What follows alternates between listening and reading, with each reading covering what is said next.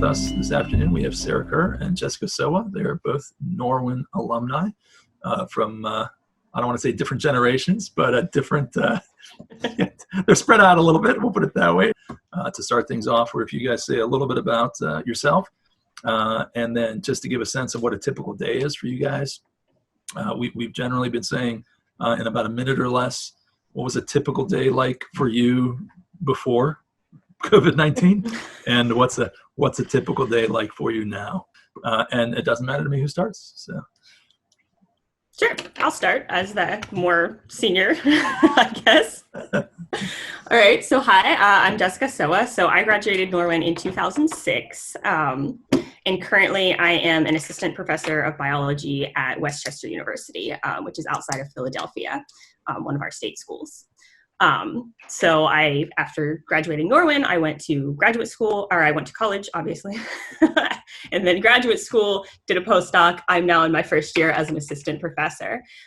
So I teach cell and molecular biology primarily, for Westchester. I teach a lot of labs mostly. So that has been an adventure this semester, with all of the labs suddenly being converted to online in the middle of the semester. So I'm an assistant professor, which basically means that I do not have tenure yet. So I have to do research for 5 years, and then they decide if they would like to give me a job forever. And so I run a small research lab where I basically study how cells detect viral infections, a very topical topic in these times. And I do that using a model organism called C. elegans, which is a very small nematode worm. It has a lot of advantages genetically, in that you can produce a lot of genetically identical offspring very quickly, but they share a lot of the basic genetic pathways with humans. So we use them as a model system to study some things that would be difficult to do in humans. all right. Yeah. So what was the other one? A typical day? And then has post-pandemic or mid-pandemic or whatever prefix we want to use, what's changed for you nowadays with the pandemic? Yeah, I mean, so the major change was pre-pandemic. I would divide my time between teaching in-person classes, so I teach 4 classes a semester, and time in my research lab with my research students. Post-pandemic, I am not allowed to go into the building where my research lab is, so that has been shut down. Luckily, the great thing about C. elegans is you can freeze them, so I did not lose any work. What? You can just put them on ice and then bring them back? Yeah, you can freeze them in glycerol and then put them in a minus 80 degrees Celsius freezer, and then you can just thaw them, and some of them will come back alive. Oh, so for years. Not all of them, obviously, but yeah, for years, up to 5 to 10 years, really? You can have them frozen. Yeah. Wow. So it's great. It's not like mice where you have to feed them and breed them all the time, right? You can just be I'm not using these right now, frozen. So that's been really a relief for me. But yeah, we did all of our classes on Zoom this semester, which was sure interesting. So especially since I said I was teaching a lot of labs. So post-pandemic, I've been doing a lot of Zoom lectures, giving lectures via Zoom, trying to come up with interactive activities that would substitute for the in-person labs that we would be doing. Yeah, and the semester just ended for us. So actually, I mean, I was planning on doing research this summer, but again, I will not be allowed to do that until I go back and they let us back in the building. So I have a lot of free time. Oh. As a part-time professor, are you are you basically furloughed for the summer then, basically, or are you still an employee of the school, or how does it? Yeah, so we're technically on a 9-month contract, right? So a lot of us you do research in the summer, and this is my first year at this job, so I really have no prior experience. But most of my colleagues, a lot of them either do field work or just are in their research labs full time over the summer. But yeah, without the ability to go there, we're all just sort of chilling. So lost. Yeah, that's difficult. Yeah. All right. Well, thank you. And I enjoy. What are the little critters? The nematoda? What are they called again? They're called C. elegans. They are nematodes. All right, C. elegans. Excellent. All right. So kids at home, go ahead and Google search. Yep. C. elegans. I can spell it out if you guys need in the chat. Jessica, how many cells do C. elegans have? C. elegans have about 1,000 cells total. So a finite Not very number, many, right? Yes, Yeah. and it's an extremely every C. elegans has the same 1,000 cells. Like their developmental pattern is completely prescriptive. So that's why one of the reasons why they're so popular, because like, you know, from the egg, like from the original fertilized egg, you know what every cell is going to become. Yeah, it's wild. Thank you. That's super interesting. We'll have to talk more about these amazing little critters here. Thank you, Sissy. And then Sarah is from the physics field. Go ahead, Sarah. Why don't you introduce a little bit about yourself again? Now you are still in graduate school, so like a typical day for you now versus pre-pandemic. Okay, yeah. So, well, I guess I'll say I graduated Norway in 2014. I got my start in physics from Mr. Anikel with AV physics, and then continue with it for undergrad, where I actually did biophysics research for a while. And my favorite part of that was the imaging side of it, using microscopy to learn more about different systems and stuff like that. So when I was looking at grad school options, I went down an imaging science path of how to build better tools for biomedical and biophysics and biological researchers, basically. So that they can learn more about, you know, C. elegans and other systems. Pre-pandemic, a typical day in my life. So I'm a second year grad student on a Ph.D. track program. But it kind of starts off as like a master's program in a way, where I took a lot of classes the past 2 years. And so half my time during the week was spent attending lectures, doing readings and homeworks for my classes. And the other half of my week, one semester, it was spent being a TA, where I taught like intro level electricity and magnetism to a bunch of students. I had like 120 students. So that was a really cool experience to be on the other side. And there's a lot of emphasis on like philosophy of teaching and the best way to communicate and interact with students, more than just, you know, lecture based and things like that. And when I was in teen, I did that one semester. The rest of the time I've been working in a research lab while also taking classes. And so pre-pandemic, a typical day would look like going to campus, maybe going to a class or two, working in the lab. And what's cool about my job that I particularly like is everything that I do in the lab physically with light and optics, I also simulate on my computer, kind of as like a check. They go hand in hand to verify that everything's working well. So I'd work in the lab, I'd work on the analysis of my computer, I'd meet with my advisor, talk with the rest of my group, things like that. Currently, during the pandemic, my lab is shut down. I'm not allowed to access it at all. So I'm very lucky, because even though I'm an experimentalist, half of my work is on the computer. So that's what's been keeping me busy, other than still taking online courses. I have had my simulations to just keep pushing forward what my plans are to next implement in the experiment physically. Okay. Yeah. That's good to hear. Good. Excellent. Sounds familiar to you, Jessica? Does that sound like you remember that life? Yep, that sounds very much like the grad school life. That's about it. All right. So the focus for this this seminar, this discussion is really focused on the idea of graduate school. I do see sometimes also listed as post-grad, but the arguments that I'd like for us to try to get across today would be why would you want to do this? B, the process for getting into a school, because that's very different than going to an undergraduate school in that regards. And then 3, sort of what the experience, you know, what kids could expect if they are in grad school.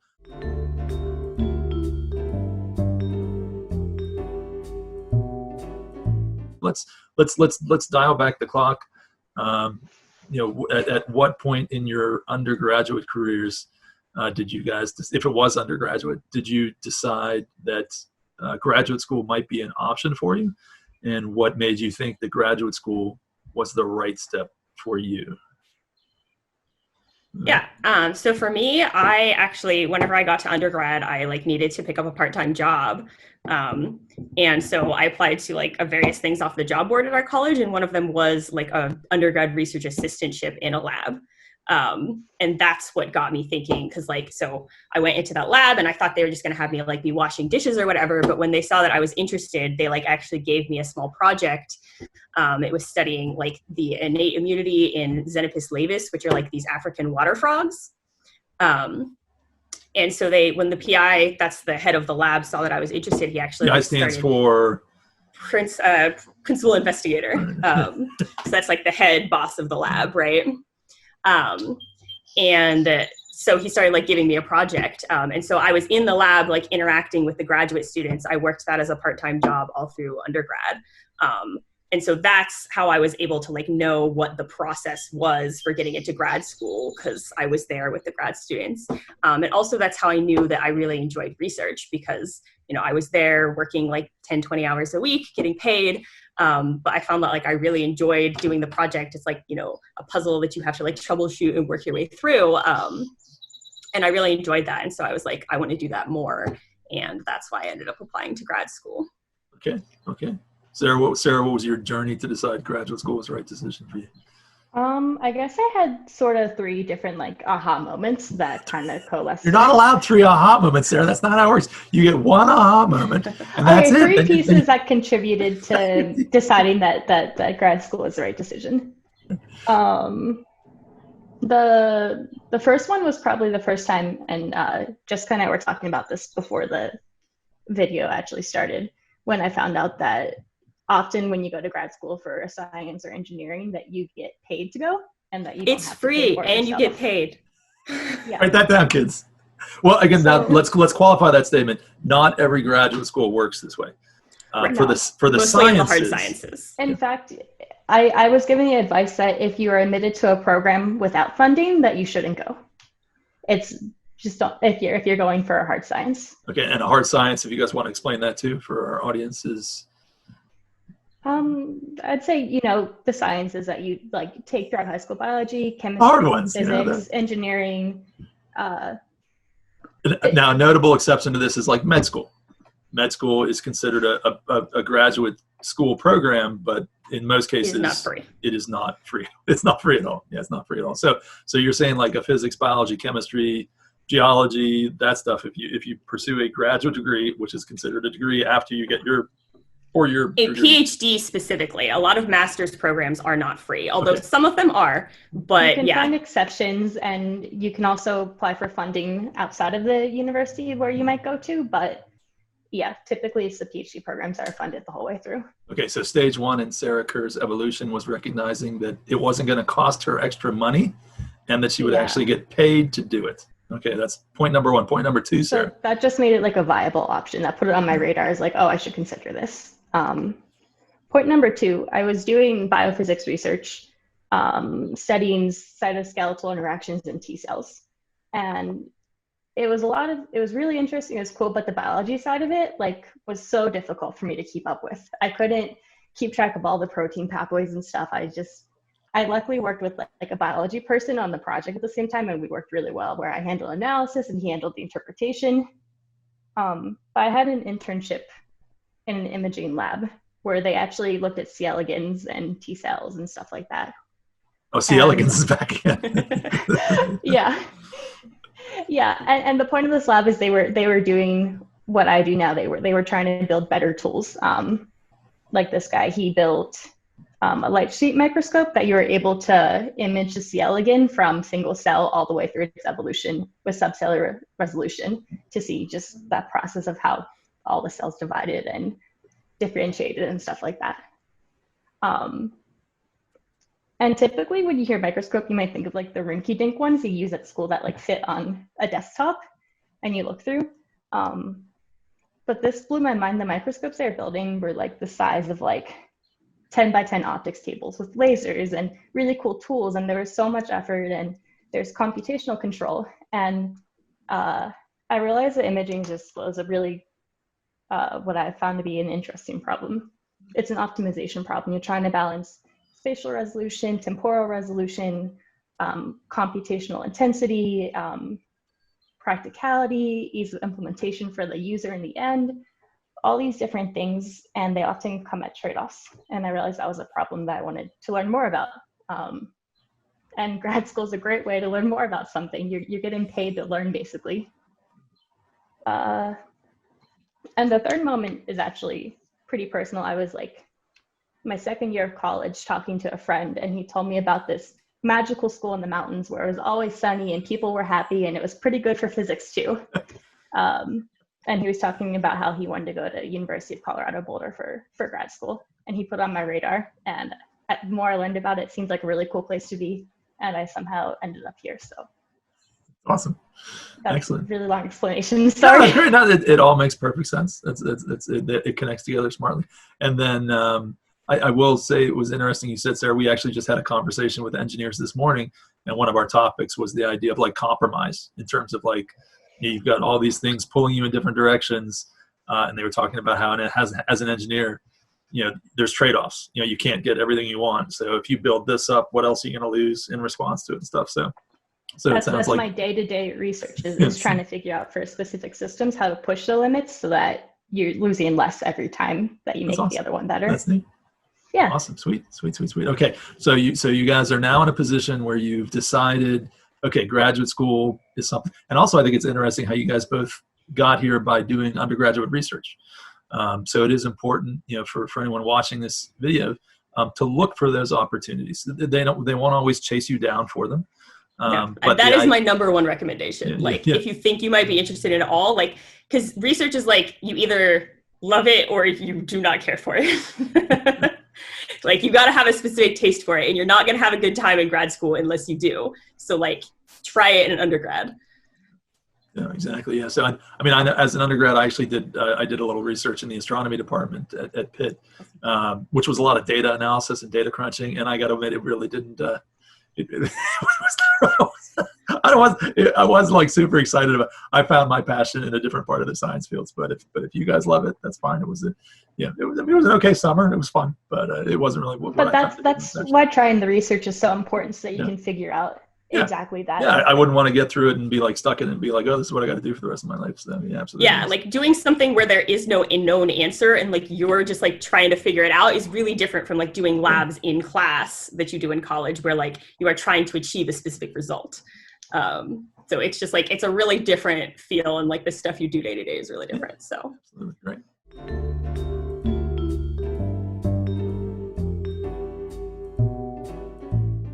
All right, sweet. So you guys have decided now graduate school's on your radar. It's financially feasible. So how does one go about getting into a grad school? What's the graduate school process like?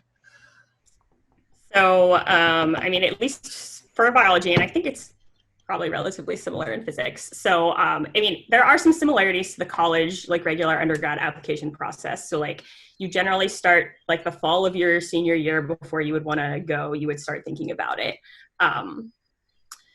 You're going to have to take the GREs, although that requirement has been.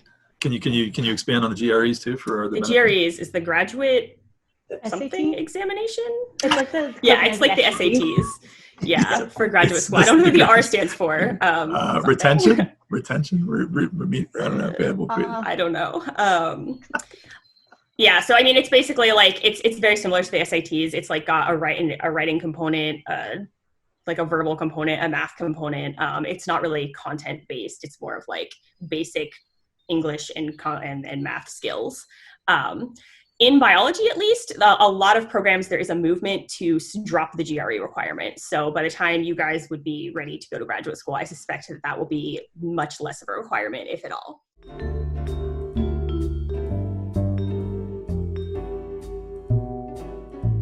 If I could pause for a second too, there was a question from chat. Can you guys actually explain exactly what we're using the term graduate school? And there was a question what is graduate school? We'll let's pause and make sure we're clear on that before we continue with the flying to it. Yeah. Yeah, that's a really good question. So when I say graduate school, I primarily mean Ph.D. programs. Yeah, so there are masters. So there's you could do a master's degree or you could do a PhD. A master's degree is typically, at least in biological sciences, that would be a 2-year degree, which would end with you having a master's. The main difference for that is that most master's programs, like we said before, the tuition is not waived. You will pay tuition. They do not pay you any sort of stipend. The advantage is it's shorter.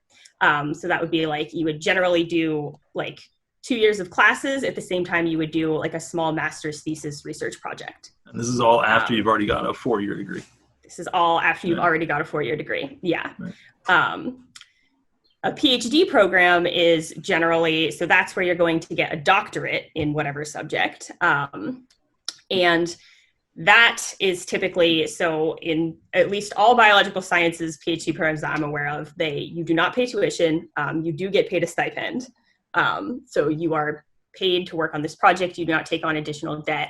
And mostly you do classes for either the first 1 to 2 years. The first 1 to 2 years are basically you doing the classwork of a master's degree. After which you take an examination, which like you then like proceed onward. It's called your qualifying exams. And then you proceed onward, you're called a doctoral candidate. And after that, you do research full-time. So it's 1 to 2 years of classes, and then you do research full-time. And the interesting thing about a PhD is it's not like really a specific amount of time after that you're going to do research for. It's like until you have what's called a committee. And that's like basically 3 or 4 professors that like track your progress and you present to them on a regular basis. And when they think that you have accumulated enough work to get a PhD, then you are allowed to start writing your thesis. But there's not like a specific amount of time. Like it can be anywhere between, so a full PhD can take anywhere between 4 to like 7 years. And it depends just on what particular sub area you're in and like how like your specific research goes. And a lot of it, like what is the general average at that school, a lot of things like that. So after you pass your qualifying examinations, you don't take classes anymore. So it's not like you're a student for that whole time. After that, you basically just work on your research full time as a job. And then Sarah, if I'm right, that's where you are right now, right? You just finished your second year. So you are. Yeah. So I'm done with the class at this point. What I have looming ahead of me is what's called like a comprehensive exam, or some people call it qualification exams, or there are other terms for it. But basically, you just have to, in the fall, I'll have to write a paper on some area of physics outside of my expertise. Outside of optics, I have to write like a review style paper, which means I look at all the literature and I summarize it. And then I'll have a panel of professors who I will present the paper to, and they'll ask me about it just to test that I'm able to. I'm sorry, you said it has to be out of your field of expertise. So yes. Why do they make it so you have to do it out of is that unique to the University of Boulder or? No, ours was the same. Yeah, every school has a different system, but some just have written exams instead of like an oral exam or something, or a presentation. But it's to show that I can learn new material at a high level and then re-communicate that to others, because communication is such an important part of what we do, whether it's writing a paper or going to a conference and speaking with others. And then following that, it's just going to be an oral exam on anything in physics. Like one question that people used to ask in the past is like, if you can see a mile on a clear day, then what is Avogadro's number? And you're supposed to like work through how light scatters and the size of particles and what the density of the air must be, so that how far the light can go before it scatters out and you can't see anymore. It's just kind of like the thought process more than knowing exact equations and stuff like that. One thing I wanted to add to what Jessica was saying, we both said a couple times that you usually can't expect a master's to be paid, that you're usually covering the cost yourself. I will say an exception that's somewhat common for engineering master students is that if you get a job with a company, oftentimes companies will invest in their employees and pay for you to go back and get your master's. And I've seen that a lot mostly in engineering, okay, where people, after they get their bachelor's degree, they'll go get a job, work for a year or two, and then their company will pay for them. We'll cover the cost of their master's. So your employee goes back and pays for you guys aren't working, well, you're working for somebody, Jessica, but when you guys were in grad school, you were working for the university effectively. So they were paying you, but you were providing a service for them as well. So, all right. So that's graduate school in a nutshell. It's a school that you go to after you get your undergraduate degree. It can take anywhere from 4 to 7 years to complete. First part of which is a lot of coursework, and then you conduct an independent research project, which is then scored and you're granted your PhD. But we got, in answering that question, let's not forget to go to the original question then, which was,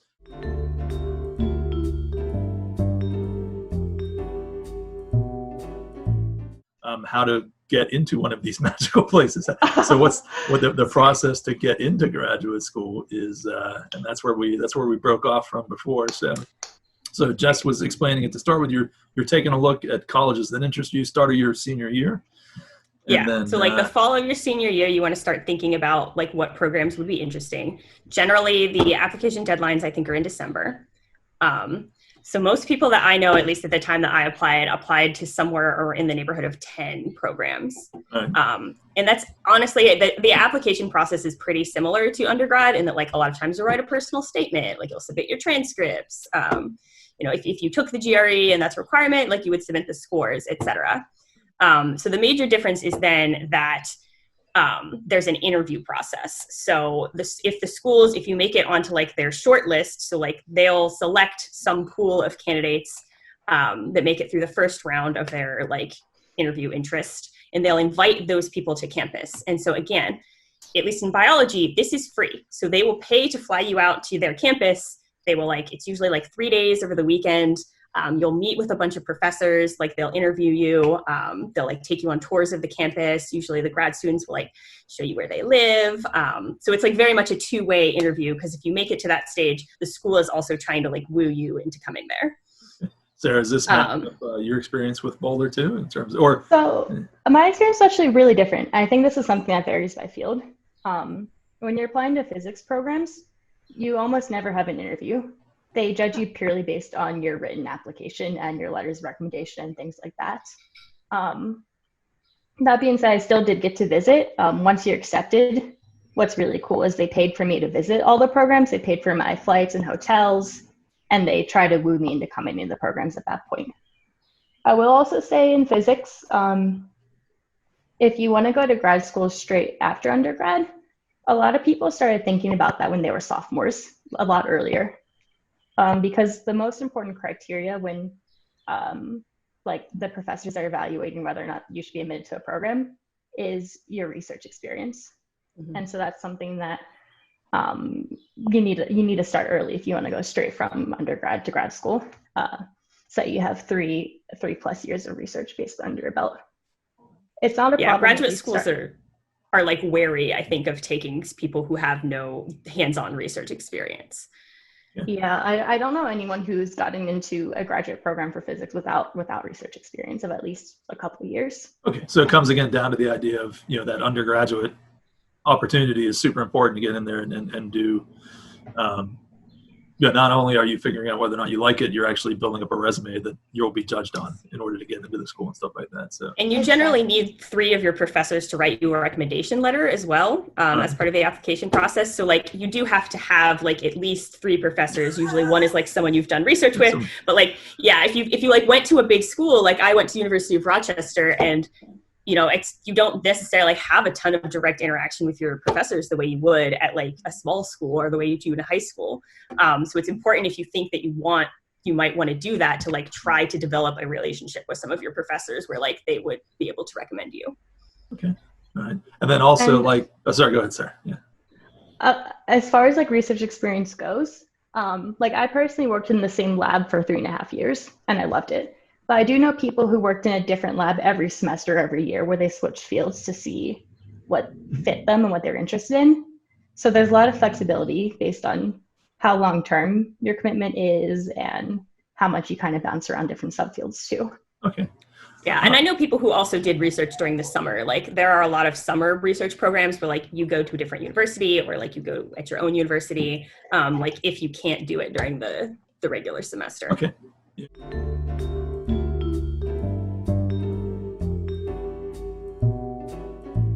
When you're identifying graduate programs that you're interested in, do different schools bring different things to the table? Like, are you picking schools based on the people that work there or their facilities, or what makes a grad school an appealing pick to you guys?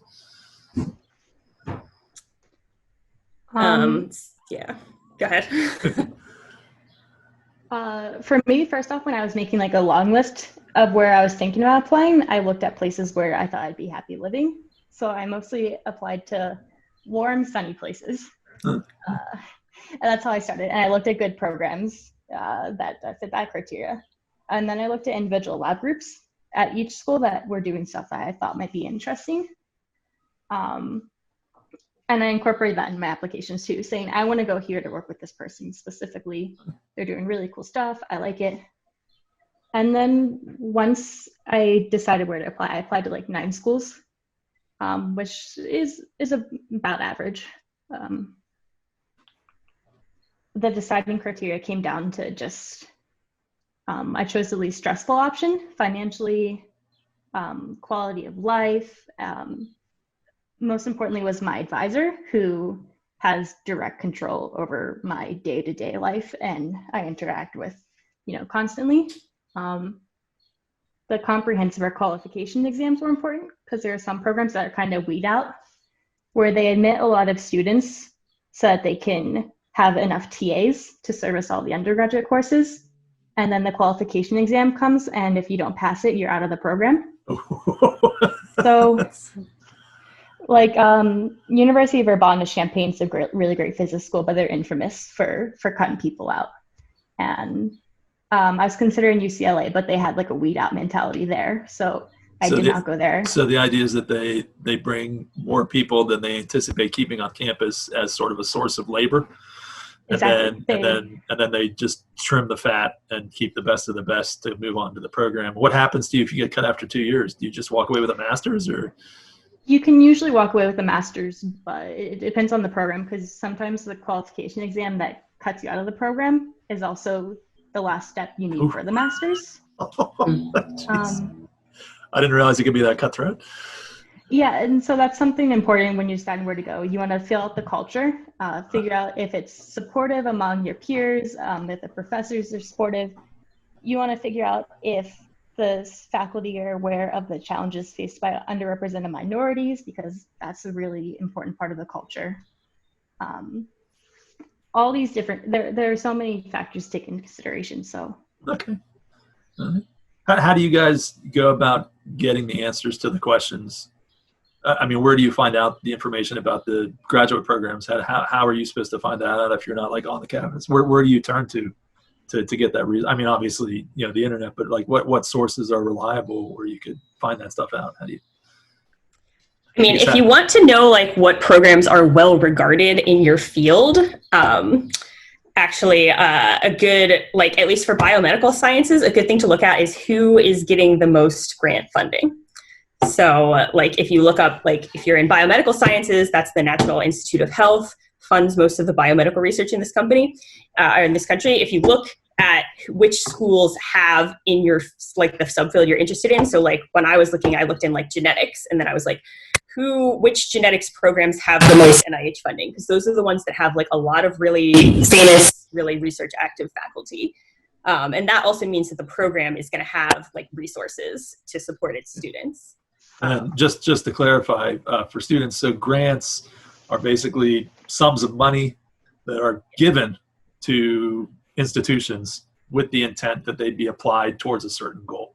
So that's a major source of funding for a lot of research, because the university might pay your salary, but your research costs money, and that money needs to come from somewhere. So, yeah. Well, like even at this point, my salary comes from grants. Even your salary comes from grants? Yeah. So basically when I was a TA, the physics department paid for my tuition and paid me a stipend. When I transitioned to a research role called an RA, a research assistant, my advisor started paying me and paying for my tuition with grant money. So it was his responsibility to fund me. And so what Jessica's saying is really important, to make sure you go somewhere that receives a lot of funding, because that's what guarantees your paycheck basically as a graduate student. Wow. Yeah, and you could just Google things like top NIH grant recipients, your subfield. Okay. Or like top grant recipients, whatever. Like you'll find. Or NASA recipients, or like any federal funding is a great way to see where that money's going. All right, if you're watching this, write that down. That's a big tip. That's a power tip there. Look, follow the money. Yeah. I mean, U.S. College and News Report, also according to their algorithm, which like how much you believe in that is, up to you. Right. But like everybody in their top 20 is very well regarded. Good. That's awesome. It's also, and of course, ask your professors. They know. It's super important to talk to students in the program or students who are part of the specific lab group you're interested in joining, because they're the ones who are able to tell you what their quality of life is like, if they're happy in the program, if it's overtly stressful, or if it's reasonable. I learned a lot from students who are very honest with me, who said, don't join this lab group for these reasons, ... even though the professor like gave off a really good impression. So it's really important to talk to the students who will be honest, because they have nothing to lose, you know? Right, right. No, that's good communication, you know, being confident enough to ask the right questions, you know, get those answers To the right people. Talk to the students without their boss in the same room. So wait for the boss to leave for a coffee break, and then and if the advisor, if the principal investigator doesn't give you that opportunity to talk to their students alone, that's a red flag. All right. Huge. Yeah, you should be able to have an honest conversation about what your life would be like part of that group and that program. But yeah, something that's different in biomedical sciences too is we do what's called rotations. So you actually don't join a specific lab right when you join the graduate program. You first, like, you do several trials in different labs. So like you rotate, it's called, so you do like 8 or 10 weeks in like 3 different labs. And then at the end of that, you choose whose lab you want to join. All right. Okay, good. No, and again, I love the fact that you guys are coming at it from different fields.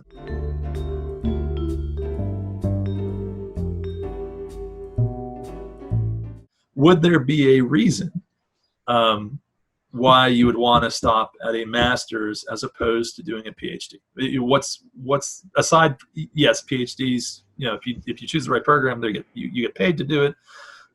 You know, but why pursue it? I mean, because it's time. You know, so it's 2 to 4 years. So why not just stop at a master's? When would it be advantageous to stop at a master's, and when would it be advantageous to pursue a PhD?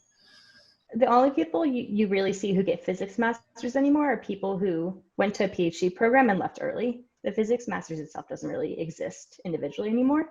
Right. And I think people who do that, you know, there are a million reasons why to leave the program early. The biggest one I see is just for their own well-being. Grad school is a really stressful, difficult process, right? And so some people make it through the first 2 years and say, you know, this situation is not good for me or my health, my mental health. So I'm going to take the master's and move on to a job. So that's something that's called, it's called mastering out, where you just stop and take the master's and leave. Mm-hmm. I would say that's different in biology. So definitely like master's programs in biology exist, and they're not super uncommon.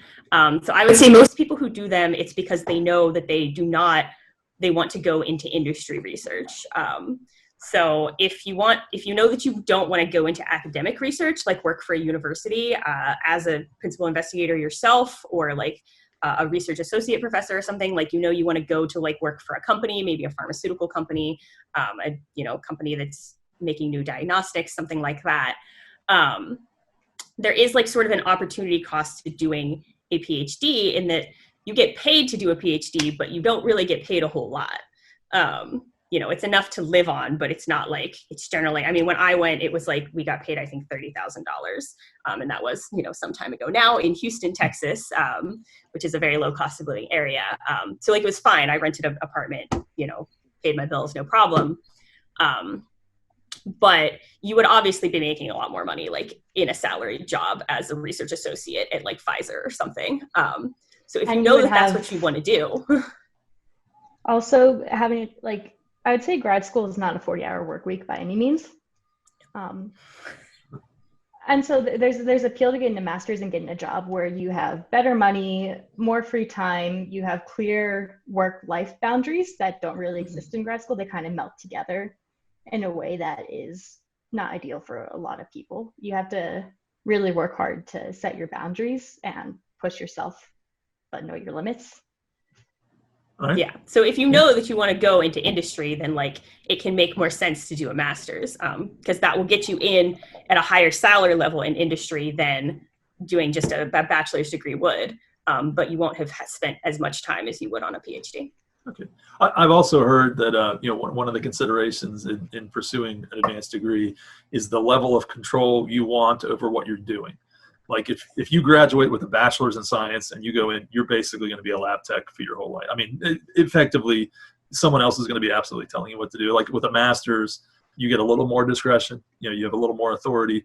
But really, it's the PhDs that set the tone and the pace of the race that you're going to be running. So if by going that extra step, you put yourself in a leadership position where you are following the things that you're interested in, as opposed to and you might be an extremely competent and useful member of a team, but with the lower levels of degrees, you may not get that opportunity someone else will be handing you something to do and you will be completing it for them, as opposed to you pursuing what you're most passionate about. Does that seem fair from your guys' interpretation as well? Is it? Yeah, I think that's really accurate. Mm-hmm. I would say a lot of the PhD process is learning what direction to go in research. Seeing like you kind of develop intuition for where a certain pathway will go and the future applications and directions. It's not just like how to research and like how to use science to try to figure out these answers. It's also like how to identify what is a good and answerable question and like what is an important question in science to try to answer. That's like in of itself a skill. Yeah. Excellent. All right. Now I know Sarah especially has a time constraint at 2:00, so I want to try to pivot towards. I actually got an email that constraint got shifted back an hour. So. Oh, you see, that was your chance to get out, Sarah. You didn't have to. Now you're stuck.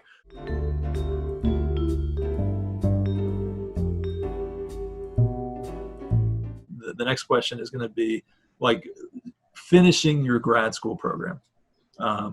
What you've got a doctorate now. Now, Jessica, you already sort of mentioned that a little bit. What do you do with a doctorate? Where does that take you? And then I'll have one more wrap-up question. We'll call it. So.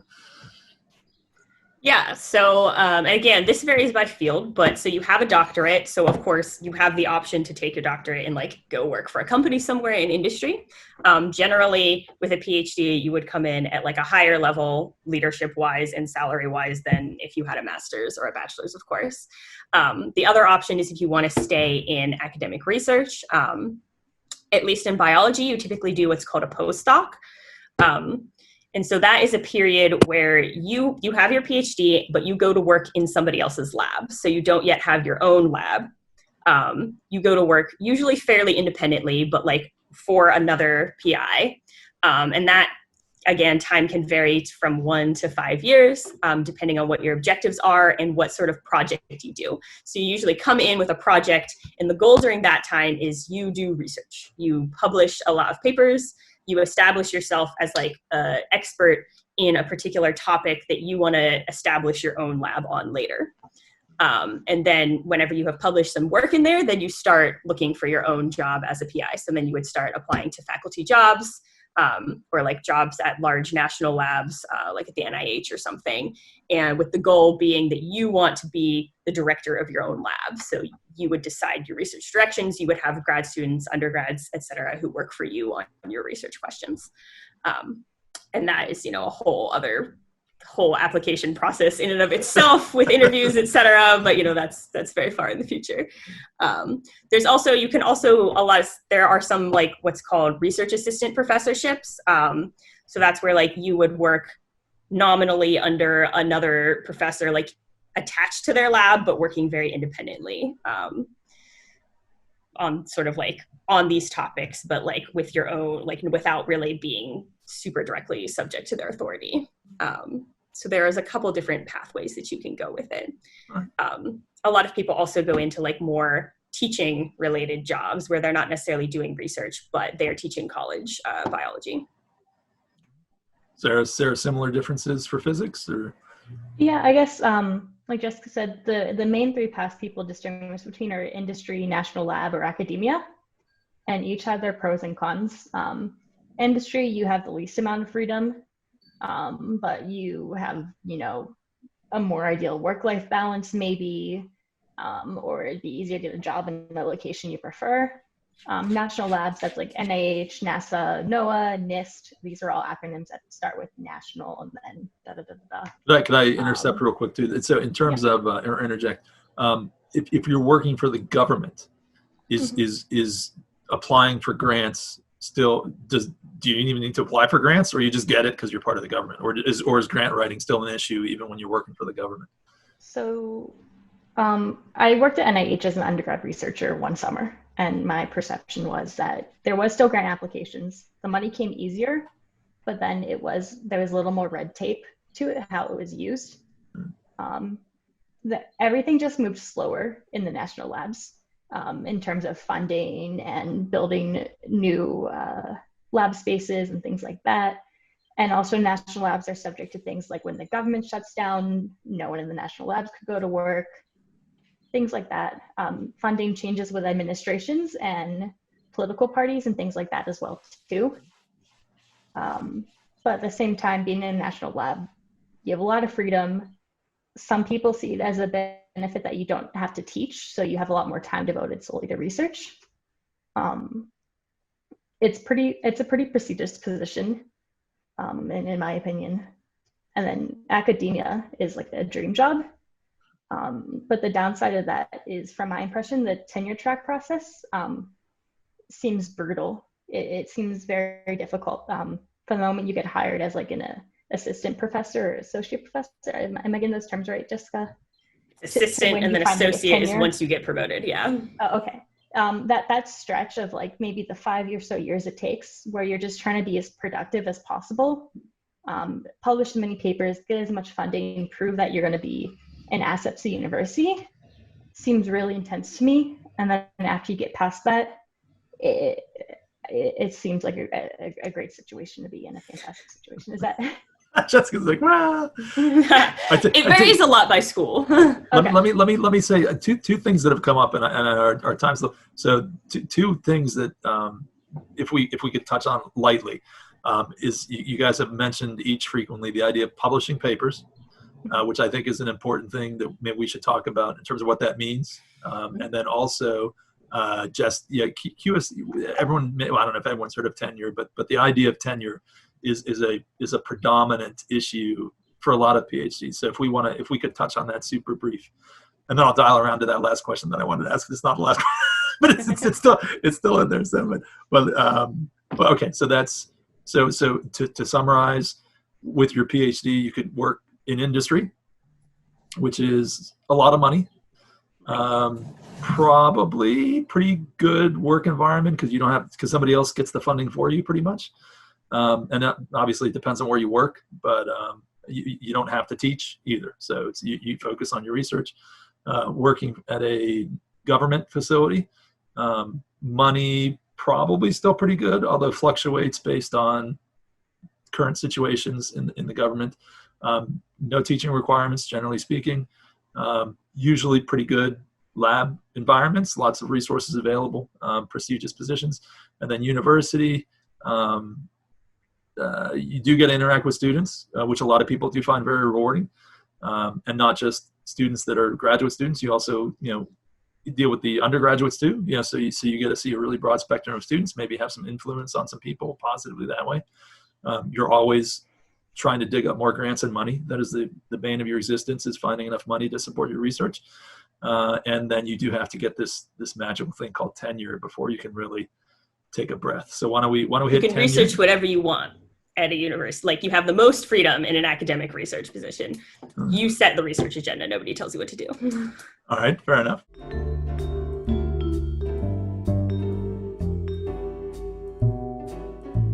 Can we get a 3-minute discussion on tenure? Can we get it done in 3 minutes? What do we think? I could even set, I've got a clock, I could set the time. That's all you, Jessica. I could talk about tenure to me. I don't even know. Tenure in 3 minutes. Are we ready? So, tenure. Basically, tenure is when you join the university as an assistant professor, you go through some sort of probationary period. At the end of that probationary period, the university votes on whether or not they want to give you tenure. Tenure basically means that you cannot be fired unless you do something egregiously terrible, or like stop doing your job functions. So the reason why tenure exists essentially is to protect like the academic and intellectual freedom, because it prevents professors from being able to be fired for doing research that's unpopular. So, in order, the university is like meant to be a space where, people can explore ideas and do research, that benefits society. And maybe it deals with, topics that people aren't always comfortable with, or comes to conclusions that aren't always convenient for, say, the government or the university administration. And so it's felt very strongly that in order for that to exist, researchers need to have some protection, so that, like, if they're doing research, maybe someone who's doing research on stem cells and somebody who's a big donor to the university doesn't like that, they can't just fire you because you're doing research that they find to be not popular. And so that's the idea of tenure, is that after this probationary period, you really can only be fired for cause. So that is also one of the reasons why, even though you don't make as much money in academia, it is a very popular career, because you do have great job security. So once you pass this probationary period, again, it's like very difficult to fire you unless you do something actually terrible, or you stop doing your job, or like the university itself, really flounders financially. Okay. And so it's very nice to have that security. And that's one of the things that people enjoy. And it also means that you're not too much subject to the whims of, like, depending on how your salary is paid, like whether or not you do or do not get funding for your research. So that you will have a job teaching no matter what.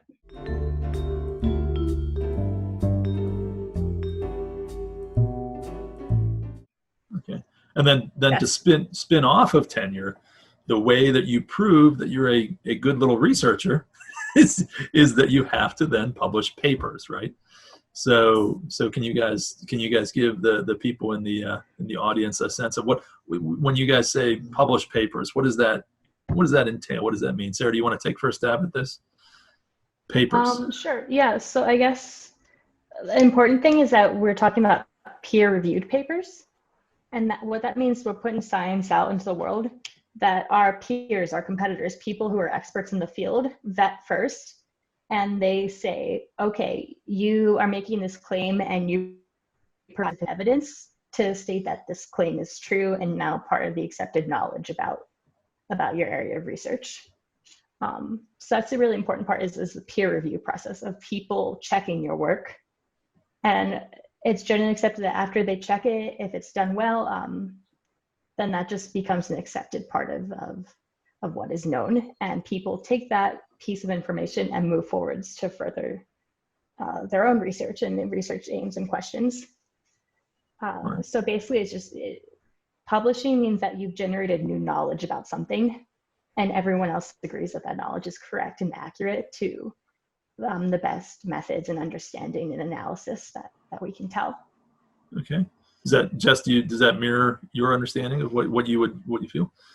Yeah, very much. So just to add to that, so it's like after, you do it in the lab doing your experiments, and generally, like, once you reach a point where you think, like, we call it like having a story, right? Like, if you have a couple of related experiments that you think together, like, represent some advance in your field. So you're like, together, these three experiments, like, give us new knowledge on this topic. And so then you write it up, which is basically, you'll put together figures showing your experiments, the data from your experiments. You have to write up, like, how did you generate these figures? What methods did you use? Like a summary of what you did. And then you'll write up, like, what do you think this means? So you write, like, how does this fit in? Like, what is the previous knowledge on this topic? How do these new experiments add to our knowledge on this topic? Like, what do I think this means? And so you'll write that all up, and that's basically a paper. And then you submit it to these journals, which are where the peer review process occurs. So there's different academic journals for different topics, et cetera. And you'll submit it, and they'll send it to a panel of like 3 people who are experts in your field and ask them to weigh in. And those people will read your paper. They'll be like, I think this is good, or no, I don't agree with your conclusions based on your data. And you basically have to get those people to agree that your work is valid and adds to the research conversation, and then it will become published as a paper. And so that's like the currency of science. Like, if you haven't published it as a paper, like, how does anybody know that you did it? Yeah, the phrase "publish or perish," I imagine, is still out there as far as the. Yes. I would say in terms, and this maybe is another nuance in terms of the different fields to go into. Correct me if I'm wrong, but generally industry does not put a priority on publishing papers because you are producing intellectual property for the company, and they are not going to send that out to the world. They want to keep that to themselves. So if you don't like the idea of publishing papers, now again, occasionally, companies will put stuff out there, but a lot of the work that you do stays in-house just to benefit the company directly. Am I accurate on that idea too? Or? I'd say same with national labs at times too. A lot of research, it's a matter of national security or for whatever else, it has to be kept confidential. So academia is really the place where you have the most freedom to put everything out in the world, unless you're funded by a federal grant that says you have to keep this secret or something like that. Okay. That's an interesting point. And I would, in terms of getting peer reviewed and accepted, correct me if I'm wrong on this nuance too. It's if your paper is peer reviewed and people say it's okay, and it gets published, my understanding is I guess maybe when it comes to what people are saying is your research is correct, your methodology is sound, and we agree in the data you're getting. I guess one place where there might still be some wiggle room though is your interpretation of the data. Like you may put something out there and say, I feel this supports X, and your paper can still get put out there and people can still come at it and say, no, your research is fine, but it doesn't say X, it says Y. So the process of putting it out there isn't necessarily a done deal. In many ways, it just opens a conversation to say, okay, well, this is an interesting set of data. What does it actually mean to us in the bigger picture? Is that a fair look at it in some ways? Or I would kind of say that if the interpretation is ambiguous, it means you haven't collected enough evidence and data. Of course, there's always going to be competing theories, but in my view, you should just collect more evidence. What if you just want to get it out there so you get ahead of everybody else, Sarah? You want to get it, there's another lab, and this is actually not unlegitimate, right? The lab that publishes first gets credit for it, right? So, labs could get scooped. What if you want to just publish a little snippet of it just to get it out there, Sarah? What do you think? Just to put your toe in the water and say, like, this is mine. I mean, there are a couple of different types of papers.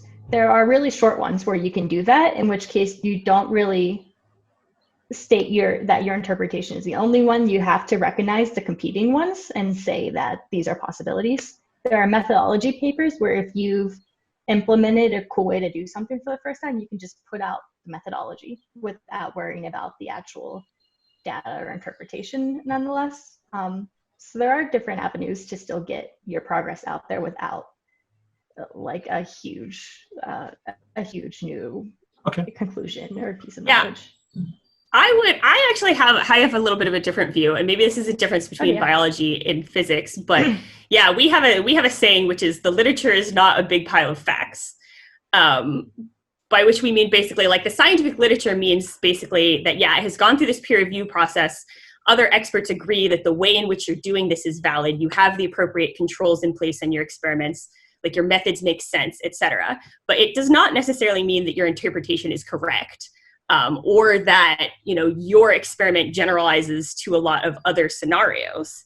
There are a lot of times where people did, good research with good intentions and made an interpretation that made sense at the time, but just like there were other facts about which they were not aware. And so other papers later come out that are like, oh, we thought that it meant this, but now we see that it means this, right? And, everybody's just working when they come up with the interpretations in their paper, and like when they're trying to contextualize the experiments that they did, they can only work with the information that they have. And so a lot of times when new research becomes published, you'll recontextualize that and you'll be like, oh, that interpretation, that explanation doesn't make sense anymore. So the research literature is like an evolving conversation always. You never can really, you can't just be like, because this is published in a research journal, it's definitely true. There's definitely corrections and new evidence and theories all the time. Yeah. No, and I could absolutely understand how, in physics, maybe things are a little more black and white than biology too, because assist, not and not to minimize what you do, Sarah, but like, living systems are just inherently crazy, more complicated, noisy, and noisy. It blows my mind. Yeah, that you're able to learn anything about what happens. Yes. When there's so much. I think biology suffers a lot more from that because it's very noisy. Like live things are squishy and they don't always behave. It's amazing. It's so cool. No, all right. Well, that's awesome. I think it's been a great. Now I'll bring around to my concluding question.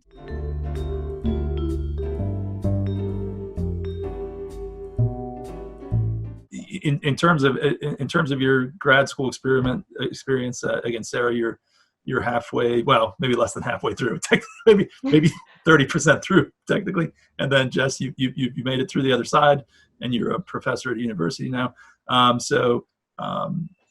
Can you give an elevator pitch as far as, if someone is looking at having just done 13 years of K through 12, 4 years of undergraduate, what could possibly convince them to invest another 4 to 7 years of their life in school? Why do it?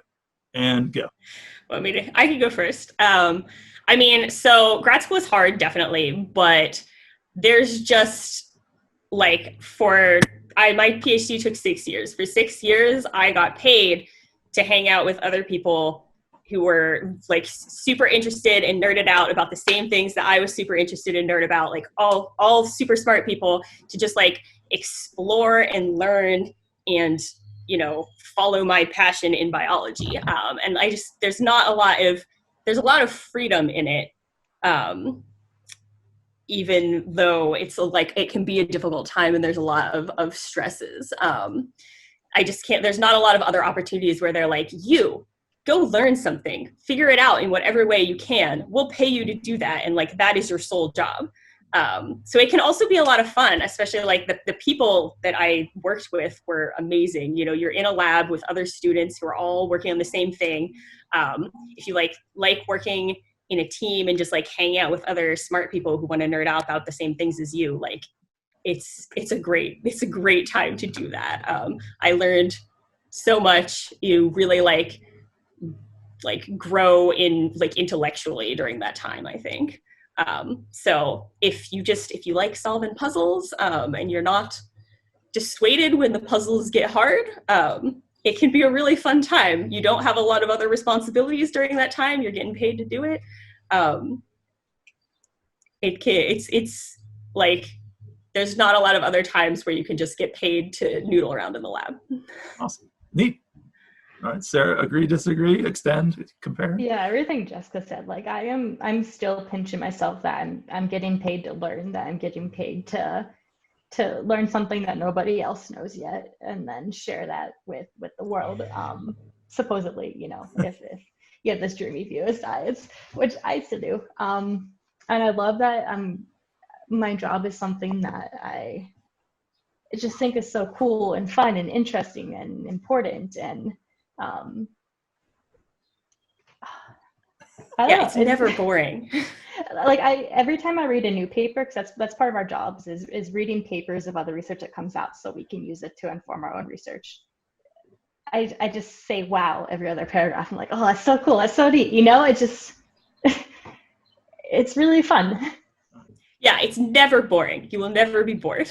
Or you're studying the wrong field, or if you are, or if you're bored, you're in the wrong field. Yeah. Wrong field. Yeah. So if anybody's watching this and you love labs and you love learning about stuff, and other kids kind of roll their eyes when you wanted to like continue the experiment when it was done and stuff like that, maybe grad school for you, because these were kids used to be just high school kids too, doing little cookbook recipe labs, and now look at them now. So that's awesome.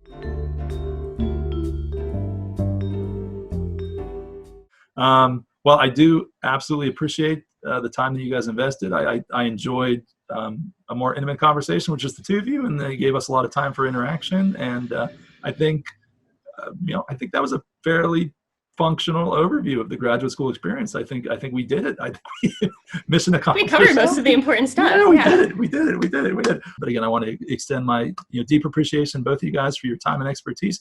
Again, you represent Norwin School District amazingly well with what you guys have gone on to do and accomplish, and and it's just super exciting. And again, as me being a physics teacher, Sarah, again, you being a PhD in physics, I just, it's awesome. It's neat. Sarah outstripped my knowledge, I think, about 2 years into college. I don't think she'd come back and talk about things. But I appreciate that, and I'm sure you guys are awesome teachers, and it's just neat to think that you're out there, passing the torch. So that's crazy awesome. So thanks so much for organizing this.